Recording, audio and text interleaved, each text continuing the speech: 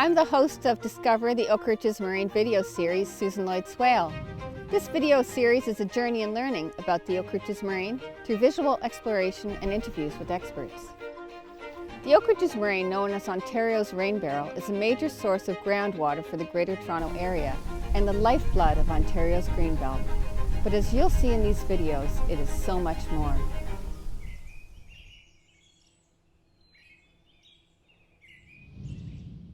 Episode 10 of Discover the Oak Ridges Moraine, we find out about protecting the moraine and how it requires informed municipal leaders and staff. Join me in a candid interview with Municipal Councillor Debbie Schaefer.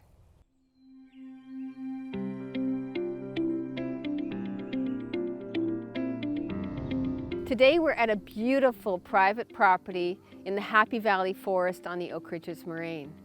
And private landowners have a really important role to play in protecting the moraine. They retain forests, they look after significant wetland areas, and a lot of them are involved in stewardship on their own properties. Now, it's just not private landowners that we need involved in protecting the moraine. We need everyone involved. And one of the ways we do that is through legislation. So in 2001, 20 years ago, the Oak Ridges Moraine Conservation Act was introduced by a conservative government at the time. Today, 20 years later, the Oak Ridges Moraine is relatively intact because of the Oak Ridges Moraine Conservation Act and Plan. Today, we're going to talk with Councillor Debbie Schaefer about the importance of municipal implementation of the Oak Ridges Moraine Conservation Plan. Debbie has been a solid defender of the Oak Ridges Moraine over the years. So Yes. Debbie, can you tell us a little about yourself? For sure, Susan, I'd be pleased to. And I'm so pleased to be part of this learning process that we're all going through. Yes, I am a councillor in King Township. I think what's important to know is that King Township is 90% Oak Ridges Moraine, and under the legislation of the Conservation Plan.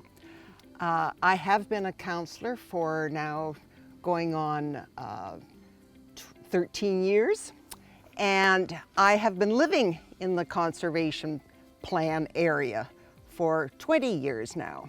One of the ways to be protecting the moraine is very much the council in municipalities such as King, and so that's why I got into this. So you got involved on King Township Council partially to help protect the Oak Ridges Moraine and see that marine plan implemented. Yes, That's- very much one of the big reasons. That's fabulous. Yeah.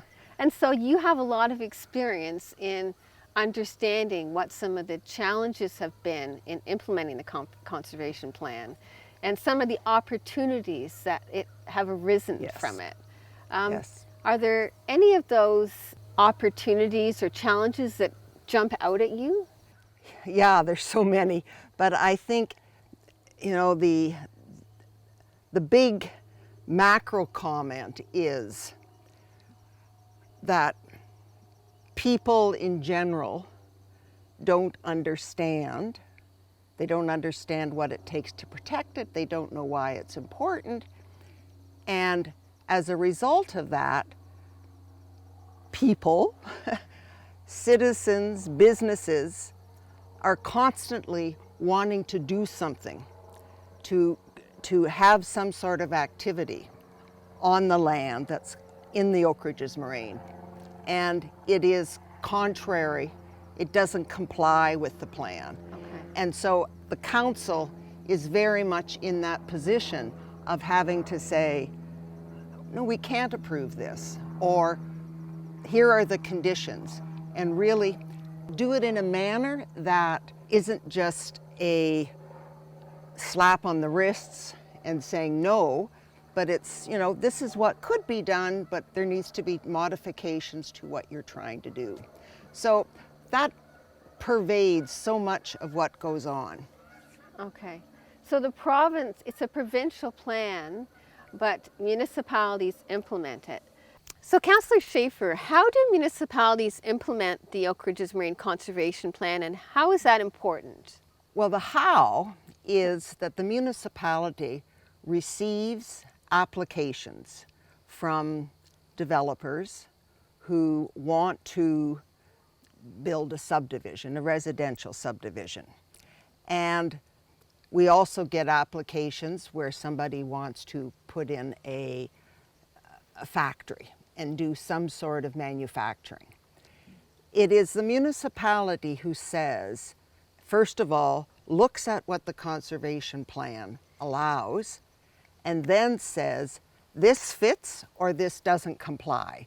And the basis for that is, yes, it's because it's in the conservation plan, but the reason why it's in the conservation plan is so important because we want to be protecting the water courses, we want to protect our aquifers, because those aquifers are what feed the streams and the water courses further south. And so that's how we provide drinking water to the hundreds of thousands of people further south.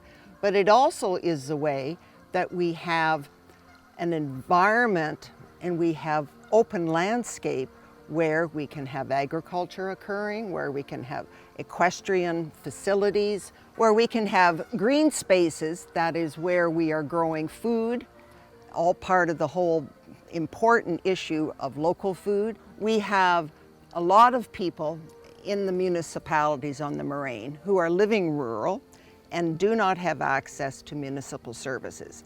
They require and depend upon having good well systems with clean water, with adequate water.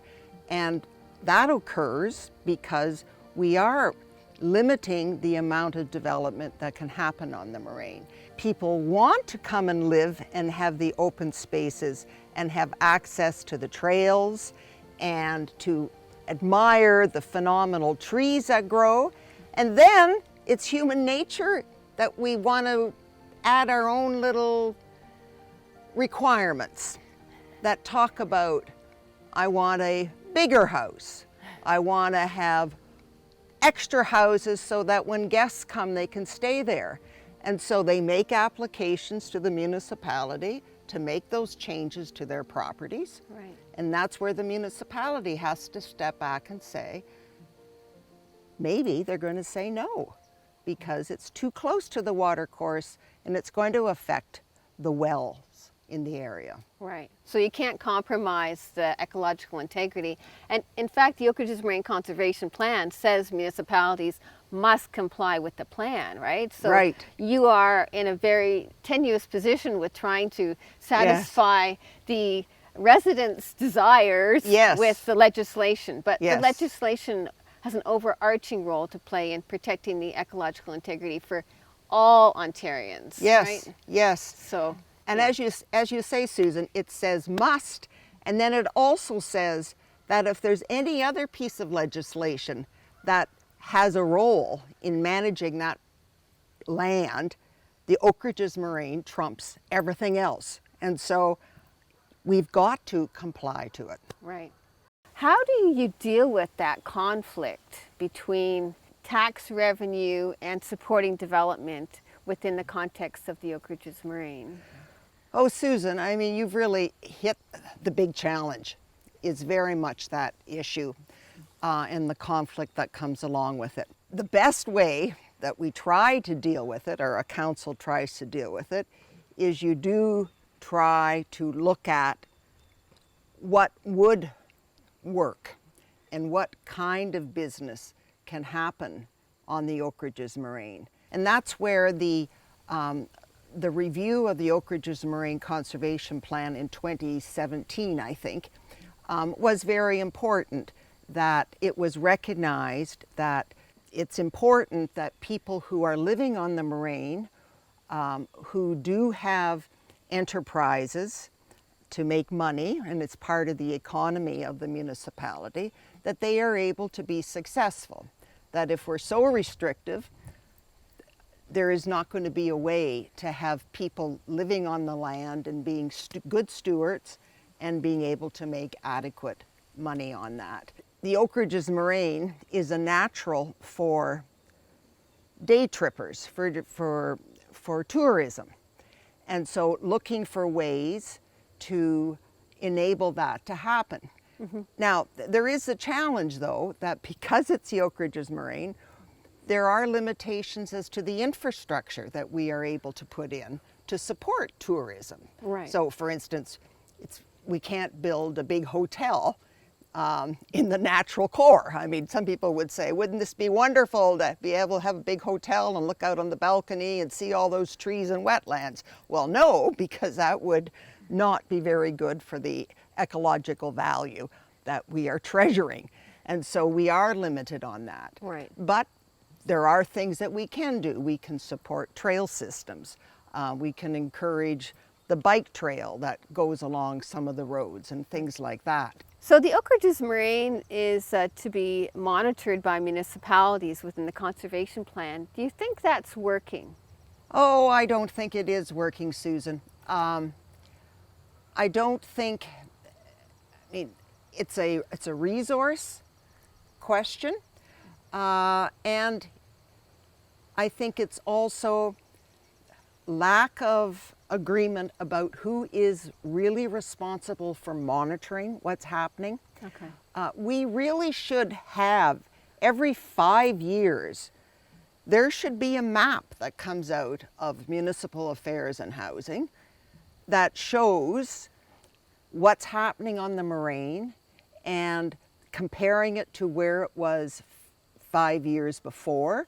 One of the ongoing, or the realities is, there are so many municipalities who are in the Oak Ridges Moraine, and features don't stop at a municipal boundary. So one feature is in King, and then it's in Vaughan, and then it's in whatever. And so it's not valuable really to have just a statement from King. We need to have one that covers the whole area. And so that's why I'm thinking it really should be coming out of the province. And it makes sense, and since they're the ones that come up with this very important legislation. Councillor Schaefer, in your opinion, what are some of the biggest threats to the Oak Ridges Moraine, and how can we improve outcomes? Well, when you talk about threats, I mean, there are two kinds of threats. There's the hard ones and there's the soft ones. The hard ones, definitely roads, infrastructure that gets put in. The soft one, I call ignorance. And by that I mean is lack of understanding of why it's important to protect a wetland, why it's important to have a forest with big tall trees, and then it's not understanding why, to protect those things, you need to have things and the restrictions that are in the Oak Ridges Moraine Conservation Plan. Right. People don't get, why does it matter if I'm 25 meters away from a water course as opposed to 30 meters? It appears arbitrary and annoying as opposed to appreciating this is how you protect these things, and there's a science behind it. Yes. How do I do this? How do I build this subdivision, which is allowed, but do it in a manner that really protects, as opposed to always wanting to be a little closer. So what's the role of citizens in protecting the Oak Ridges Moraine for future generations? Citizens need to understand it to some degree, both what the plan is and, more importantly, why it's so important. And then they need to get and work to have the right people in their council. So that's both from when you see somebody that is in your neighborhood, your community group, and that they are very aware of and understand, you need to go up to them and say, would you think about running on council? And then when you have the campaign going on, that's the kinds of questions you need to be asking your candidates as to what are you going to do to protect the moraine? And what do you think we can do to, help the economic viability of our municipality, but doing so without jeopardizing the ecological value that we're all trying to protect. So it's very much part of the role of a citizen. The other thing citizens need to do is when they're going about their daily living, when they observe activities that don't really look right and they go, I didn't know that somebody could excavate over here, or what's this row of dump trucks coming in with a lot of fill? You don't just say, oh, don't know what's going on today. You need to call, a citizen needs to call their municipality, the bylaw officers, and get them to go out and investigate.